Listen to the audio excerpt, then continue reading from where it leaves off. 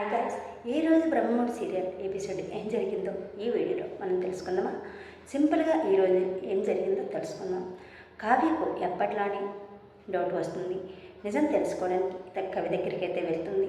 రాజు అక్కడ కూడా బ్రేక్స్ వేస్తాడు. మరోవైపు ఇంటికి ఓ పెద్ద ఆయన రావడం అయితే జరుగుతుంది. ఆయన సుభాష్ స్నేహితుడు. అతడే స్వయంగా రాజ్ మీ కావ్యకు అబార్సం చేస్తున్నాడట కదా, జాగ్రత్తగా ఉండాలి, ఇలాంటి న్యూస్ బయటికి రాకుండా చూసుకోవాలి అని సలహా ఇస్తాడు. దీంతో రచ్చ అనేది మొదలైపోతుంది. ఇక ఏం జరిగిందో అదంతా ఏం జరిగిందో చూద్దాం. కావ్య నిరాశతో ఇంటికి వచ్చేసరికి ఇందిరాదేవి ఆరా తీస్తుంది. ఏమైనా తెలిసిందా, ఏం జరిగిందో అని ఆరా తీస్తుంది.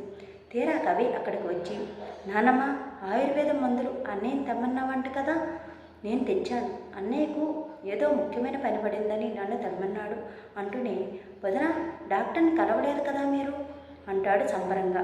ఆ పాయింట్ పట్టుకుంది కావ్య. మీకెలా తెలుసు నేను డాక్టర్ దగ్గరికి వెళ్తున్న సంగతి అంటే స్వప్న వదిన చెప్పింది అని అంటాడు. కానీ నేను డాక్టర్ని కలవలేదు అన్న సంగతి మీకు ఎలా తెలిసింది అని అంటుంది. అయితే అంతే, మీ ముఖం డొల్లుగా ఉండేసరికి అలా అనిపించిందిలే వదిన అని కవర్ చేస్తాడు. దాంతో మెల్లగా చదువుకుంటాడు కవి. ఇక కావ్యకి మాత్రం కవి మీద అనుమానం అనేది పోదు. గదిలోకి వెళ్ళి కూడా తెగ ఆలోచిస్తూ ఉంటుంది. అయితే కవి మాటల్ని మొదటి నుంచి గుర్తు చేసుకుంటుంది. జ్యూస్ తాగిన రోజు మొత్తం తాగేసావా అని కంగారు పడ్డాడు కవి గారు. ఇప్పుడు డాక్టర్ని కలవలేదు కదా అని తెలిసినట్లే మాట్లాడాడు అంటే ఏదో డౌట్ లేదు, ఆయనకు ఈ నిజం కూడా తెలిసే ఉండాలి అని ఫిక్స్ అయ్యి కవి గదికి వెళ్తుంది. ఇంకా కావ్యని చూసి కవి అయితే తడబడ్డం జరుగుతుంది. అప్పు కోసం వచ్చారా వదినా అంటూ తప్పించుకునే ప్రయత్నం చేస్తాడు. కానీ కావ్య కవిని వదిలిపెట్టదు.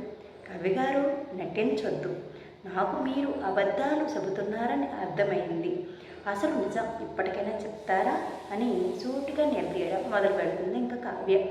దీంతో ఇక కావ్య సూటిగా అలాగ అడిగేసరికి, నాకు అంతా తెలిసిందిలే కవి గారు అని అడిగేసరికి ఇంకా తెలిసిపోయిందేమో అనుకుని మనసులో ఫిక్స్ అయిన కవి ఇక నిజమైతే చెప్పైపోతాడు.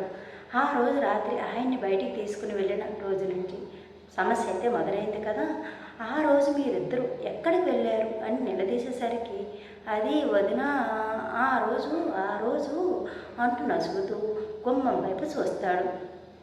అప్పటికే వాళ్ళ మాటలు విని తల పుట్టుకున్న రాజు తనకి ఏం తెలియదు చెప్పకు అని సైగైతే చేసేస్తాడు.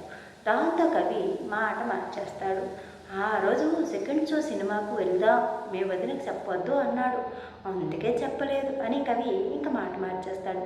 కవి అలా మాట మార్చేసరికి కావ్య కోపంగా, నిజం చెప్పండి కవి గారు అని అంటుంది. వెంటనే రాజు వేరే నవ్వుతూ, వాడు చెప్పేది నిజమే కదా, అబ్బాయిలకు ఆ మాత్రం సీక్రెట్స్ ఉండకూడదా ఏంటి అని దగ్గరకు వస్తాడు.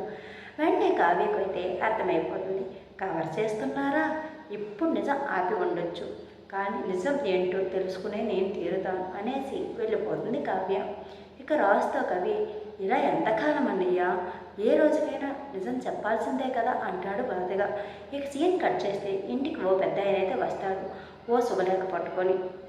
అయితే ఇక ఆయన రావడం తన ఇంటి శుభకార్యం గురించి చెప్పి తప్పకుండా రావాలని ఆహ్వానించడం అయితే జరిగిన తర్వాత అపర్ణాదేవి జ్యూస్ తెచ్చి తీసుకోండి అన్నయ్య గారు అని అంటుంది.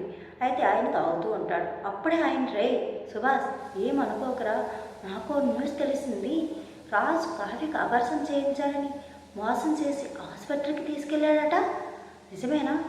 ఇలాంటి వార్తలు మనలాంటి గొప్ప ఇంట్లో ఆగవు, బయటికి పెద్ద వార్తగా వచ్చేస్తుంటాయి, వీలైనంత త్వరగా ఈ సమస్యను పరిష్కరించుకోండిరా, ఫ్రెండ్ అని చెప్పాను, తప్పు అనిపిస్తే ఐఎమ్ సారీ అని మర్యాదపూర్వకంగా వెళ్ళిపోతాడు ఆ ఫ్రెండు. ఇక ఆయన అలా చెప్పి వెళ్ళగానే చాలా కోపంతో ఊగిపోతారు ఇక అపర్ణాదేవి సుభాషులు. కాసేపటికి రుద్రాన్ రాహుల్ హాల్లో మెట్ల మీద నిలబడి ఈ విషయం గురించే మాట్లాడుకుంటారు. మా నేను స్వయంగా విన్నాను, ఇప్పుడు రచ్చ పక్కా మా. మన సుభాష్ మామయ్య ఫ్రెండ్ రాజు కావ్యల అపార్సన గురించి మాట్లాడేసరికి మన సుభాష్ మామయ్య అపర్ణ అత్తల ముఖాలు అయితే మాడిపోయాయి అనుకో, రాజుని ఖచ్చితంగా వాళ్ళు నిలదీస్తారు, చూస్తూ ఉండు మా అంటూ సంబరంగా చెబుతాడు. ఎక్కడ ఆ సూచనలు ఏం కనిపించడం లేదు కదా అంటుంది రుద్రాన్ని నిరాశగా. అయితే ఇక ఇంతలోనూ రాజు అయితే కిందకు వస్తాడు. అపర్ణాదేవి సుహాసిని ఇంకా అడ్డుపడతారు. కావ్యకు కూడా బలం వస్తుంది. రాజును దోషగా నిలబెట్టి నిలదీసే క్రమంలో కావ్య కూడా నిలదీస్తుంది.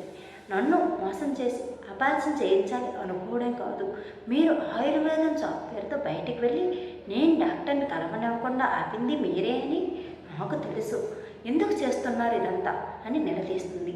రుద్రాణి 2 పుల్లలు ఇంట్లో వాళ్ళంట 4 మాటలు అంటుంటే రాజు అల్లాడిపోతాడు. మరోవైపు అప్పు కూడా బాధగా నిలబడి చూస్తూ ఉంటుంది. నోరు మాత్రం ఇప్పదు. ఇక కమింగ్ అప్లో మనకు కళావతి అయితే మనం ఊహించినట్లే మనం కలిసి ఉండటానికి ఈ బిడ్డ మీకు అడ్డమేమైనా అవుతుందనుకుంటే మిమ్మల్ని వదిలేసి మీకు దూరంగా వెళ్ళిపోవడానికి కూడా నేను సిద్ధమే అని ఇక సాగిస్తుందనమాట. ఇక కళావతి ఈ నిర్ణయం మీద గట్టిగా ఉండి రాజు నిజం చెబుతాడా లేదనేది తెలియదు, కానీ ఈ నిర్ణయం రుద్రాని చెవిన పడింది కాబట్టి యామిని కాల్ చేసి చెప్పొచ్చు, ఇదిగో యామిని, నీ ప్రియాతి ప్రియమైన రాజుని తన భార్య కళావతి వదిలేస్తుందట, నువ్వు ఎంట్రీ ఇవ్వచ్చు అని చెప్పవచ్చు. అదే జరిగితే యామిని రీఎంట్రీని కన్ఫర్మ్ అనమాట. కానీ అయితే రాజు కావ్యకి ఇకనైనా నిజం చెప్తాడా? ఇంత పెద్ద నిర్ణయం తీసుకున్నాక రాజు నిజం చెప్పి కావ్యను ఆపుకుంటాడా, లేదా కావ్య బయటకు వెళ్ళిపోయి యామిని ఎంట్రీ ఇస్తుందా అనేది పూర్తిగా మరొక వీడియోలో చూద్దాం. మన వీడియోస్ కానీ మొదటిసారిగా చూస్తున్నట్లయితే మన ఛానల్ని సబ్స్క్రైబ్ చేసుకోండి. అలాగే మీకు మా ఛానల్కి సపోర్ట్గా ఒక లైక్ చేయండి, కామెంట్ చేయండి, షేర్ చేయండి.